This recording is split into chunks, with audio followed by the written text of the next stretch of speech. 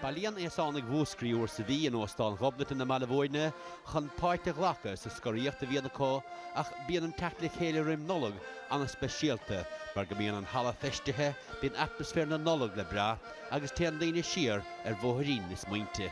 Cínde, las a cínde, dul amach san ihe, agus fiochan an na cínde go léir ag las a bhíh sé pictúran féinnig fiochan timpla ag lena na chíomh na sílse go léirans na teheb do bhíidir mar teheb bóga timpla na háte leis cingil an gach fin óg a bhí sé go húntaach des. Áirithe ag bord sláint in deisceart agus údarrás na nGaeltachta agus chortha láthir ag Mhúscraí. Tá na híana ó chuile ceantar in nGaeltacht Mhúscraí, sis léir go mbíonn siad ag súil go mór le tréimhse na Nollag.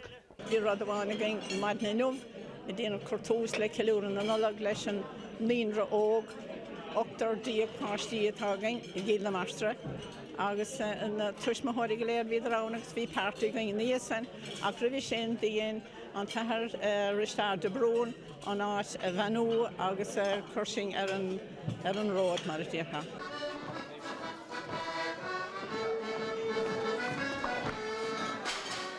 Bhí an a spórt a gcuine mar de bhí trúr díag ar fart a clón a gcuine. Agus de bhí cehar ar eile conaí naciling Rairdens.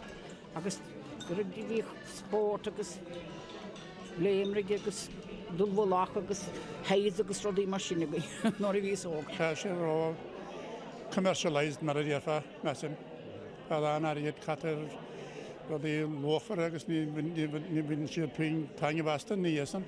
Agus an numad ólachan agus an numad Cúplas fear leat an seanna Nollag nó an Nollag léniuh? Ó Nollag an seanna Nollag, ní léon compráid. Mar sin ó Óstán Ghobnatan mBaile chéire, áit bhfuil an gárá rósta ag Seandaoine ceantar, Ngealtacht le Féile chuin go léir.